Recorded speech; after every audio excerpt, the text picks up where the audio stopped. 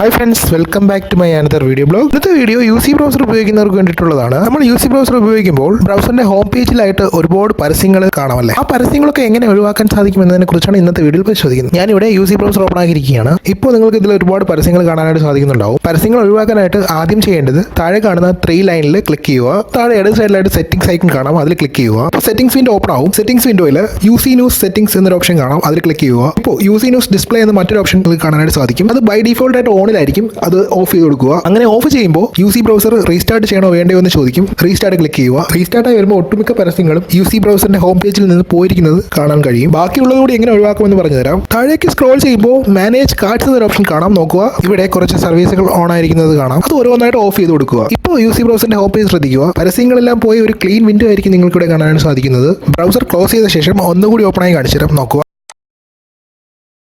അവസാനമായി മറ്റൊരു കാര്യം കൂടി പറഞ്ഞു തരാം. നമ്മൾ ബ്രൗസ് ചെയ്യുന്ന സമയത്ത് ചില വെബ്സൈറ്റുകൾ സന്ദർശിക്കുമ്പോൾ ആ വെബ്സൈറ്റിൽ പരസ്യങ്ങളുടെ ശല്യം ഉണ്ടാവാറുണ്ട്. അല്ല എങ്കിൽ മറ്റൊരു ടാബ് ഓപ്പൺ ആയി പരസ്യങ്ങളിലേക്ക് റീഡയറക്റ്റ് ആവുന്നത് കണ്ടിട്ടുണ്ടാവാം. ഈ ഒരു പ്രശ്നത്തിനും പരിഹാരം യൂസി ബ്രൗസറിൽ തന്നെയുണ്ട്. അതിനായി ഒന്നുകൂടി താഴെ കാണുന്ന 3 ലൈനിൽ ക്ലിക്ക് ചെയ്ത് സെറ്റിംഗ്സ് ഓപ്പൺ ആക്കുക.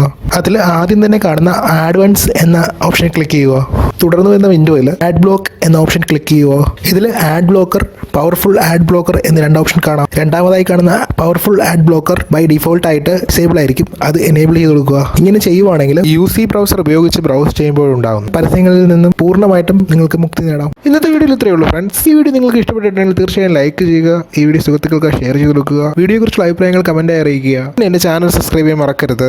നോട്ടിഫിക്കേഷൻ ലഭിക്കുന്നതിനായിട്ട് അടുത്തുള്ള ബെൽ ഐക്കൺ കൂടി അമർത്തിക്കുക.